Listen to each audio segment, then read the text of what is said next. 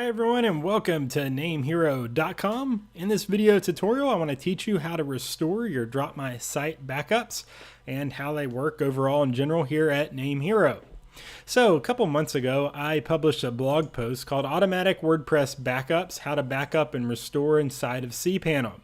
So if you have not read this post, I recommend doing so. You can just copy this and put it in the search box here. You can just Google this article plus NameHero and this post will come up. This explains how our automated backups run here at NameHero. So even if it's not for WordPress, it works the same for any cPanel account at NameHero. Each night we automatically back up your website and we retain 1 day's worth of data for your files, your emails, and your MySQL databases. And we provide this service free of charge, 100% complimentary, as long as your website does not have more than 100,000 inodes or more than 20 gigabytes of disk usage. So it's either or of these. And this tutorial talks about how to access those backups, how to restore them, and all that stuff. Now, a lot of our customers, they want more than 1 day's worth of data, which that makes sense. And at NameHero, we would love to provide 30 days worth of data free of charge, but then again, we would have to increase our overall prices because any backup that's taken, we obviously have to have that much storage space. So without overselling our services, we would have to increase the price, which we don't want to do that. So we want to give you the flexibility. If you want to add extra days, extra retention, 5 gigabytes of space is only $1.99 a month, and then you can go all the way up to 200 gigabytes of space, but it really allows you to decide, what's best for me and how can I save the most for my account to make my web hosting account make the most sense, because we have some customers, they just don't want to pay a lot for web hosting, and I understand that. So it just allows you the flexibility. We have some customers that say, well, the 1 day's worth of data is good and I'll take my other backups and not worry about it, and that way I can save that way. So whatever your case is, it's all appropriate, but I know there's been a lot of questions recently in the help desk, on the phone, in our live chat about how to restore these DropMySite backups. So I figured I would just do a quick tutorial to show you an example of how you would go about it to help clear up a lot of the confusion that's out there. So here's our main page of our site, and if you want to follow along, just simply you can log in. What you do is you just hover over account and click log in, and once you enter your credentials, you're brought to the client area that looks a lot like this. I've got several packages here in my demo account, so I'm going to navigate to one of them.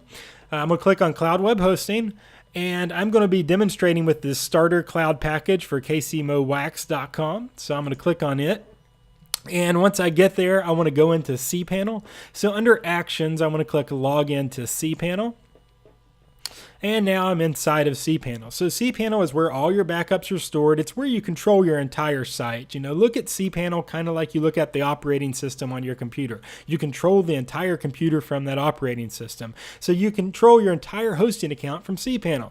So you can do everything in here from uploading files to creating new databases to creating new email accounts. Everything you need to do with your hosting account can be managed right inside of Cpanel. So if we scroll down to the bottom, you're going to see backup administration. So these are the default backups that are complimentary from NameHero. So this is in every single Cpanel account with us. You can view the backups, restore the backups, and if you look at this tutorial, it will show you exactly how to do that. Now, if you've ordered the additional DropMySite backups, and just for a reminder, if you go to our web hosting packages and you select your package, you'll see here that this is an option as we go along the flow here. Go down here, DropMySite Offsite Backups. Here's where you add them. So if you have not added them, you can add them during your order flow. If you're a new customer, if you're a current customer, you can go to your client area and then add them. So if I go to my client area and if I go over here to upgrade, downgrade options, then I can always upgrade to more space, or I can add the DropMySite backups here. But once you have those, it's under a different tab called Website Backup. So you see under Software here, it's called Website Backup, and that's where you're going to access the DropMySite backup. So I'm just going to click on that, and it takes a second here, and I'm brought to the DropMySite interface. So I can see my websites have been backed up. So if I have any add-on domains or subdomains, they're under here.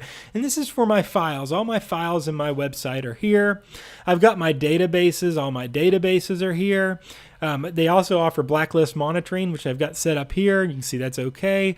I've got my emails all backed up, and then if I want to add some uptime monitors, I can do that here.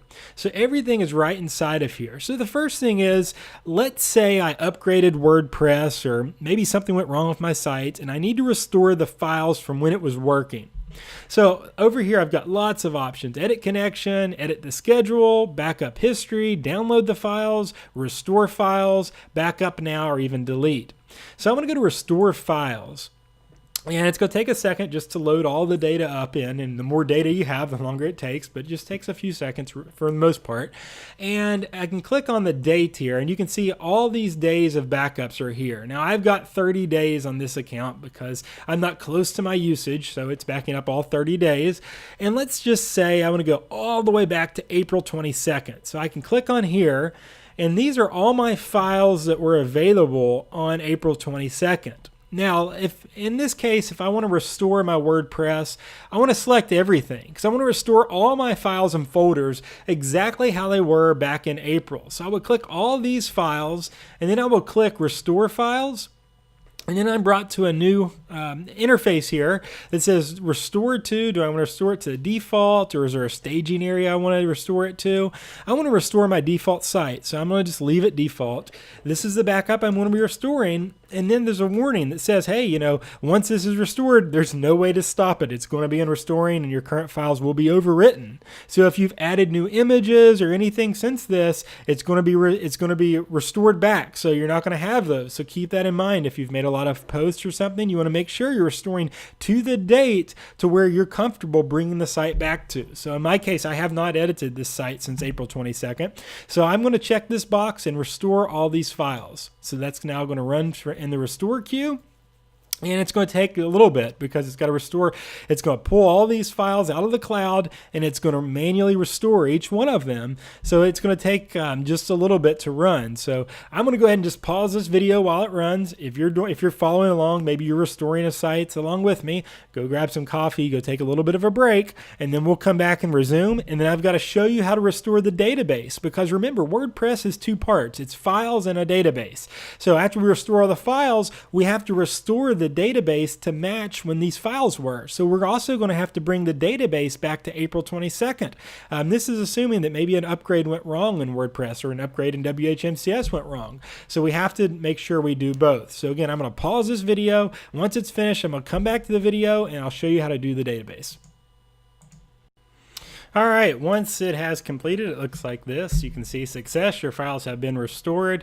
2177 of 2177 files processed. And so we can see check marks by everything. And so now it's safe to say that our site files have been restored. Now, remember, WordPress has the two parts. It's got the files and it's got the database. So we've restored the files. Now we need to restore the database. So if we look over here, you can see we've got two different databases, one DB and the other one's staging. So we need to restore the database of our WordPress one. Now, since this is my example one, the DB is the database that I'm using. Yours will be inside the wp-config.php file. So you can go into your cPanel. You can go to File Manager, you can go to your www, and inside of this file right here, wp-config.php, you can click on Edit, and you can view the database name inside of there if you're not sure the name that you have, because sometimes you have more than one database, and you want to make sure you're restoring the correct one. So once you have that name, then you can go over to your database column and restore that. So if I go over here to Restore Files, Restore Database, I'll click on it, and I've got to go back to the same day that I restored the files. If you recall, I restored April 22nd files, so I also need to restore the April 22nd database. So I'm going to click April 22nd. This is the name of the database. It's got 177 rows. It's 154 kilobytes. So it's not going to take a long time to restore. I'll click Restore. Once again, it's going to be telling me that, hey, if you do this, it's going to overwrite the current database. So remember, any posts you've made, any pages you've made, or any changes you've made, since after that date, it's going to be wiped out. So you want to make sure that you're selecting the right date. And you also want to make sure that it's the same files, because WordPress goes along with the files in the database. So if you've upgraded WordPress, then you need to make sure that you've restoring the same database with the corresponding files, or you'll run into issues. So once you are sure of that, you can click this box to let it know that you have read this and it's going to overwrite it. Then you'll click Restore. So now we're going to go into the same sequence we had with the files. The larger databases you have, the longer it's going to take. You can see I'm already at 50% because I've got a really small database. I just have really the default. And you can see now it's been restored. So success, your database has been restored. So now my site is back to how it was on April 22nd. My files are restored, my database is restored, and I'm ready to go work on the site once again.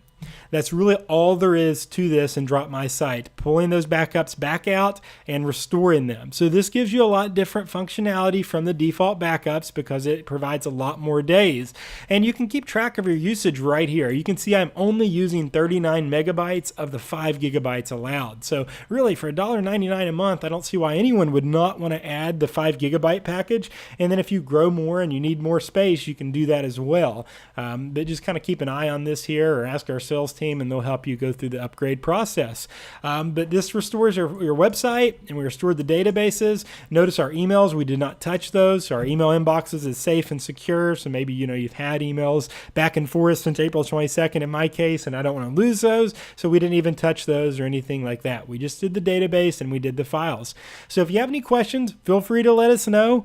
This is the way you get your site back though, if you need more than one day. You can see it didn't take a whole lot of time. I mean, I paused the video and I really let it sit for longer than I needed to. So I walked away for about 30 minutes. But in reality, it probably restored in about 10 minutes. But depending on how large your site is, that kind of depends how long it takes. But this is how to restore DropMySite backups at NameHero. Let us know if you have any questions. We'll be more than willing to help you out. Thanks so much.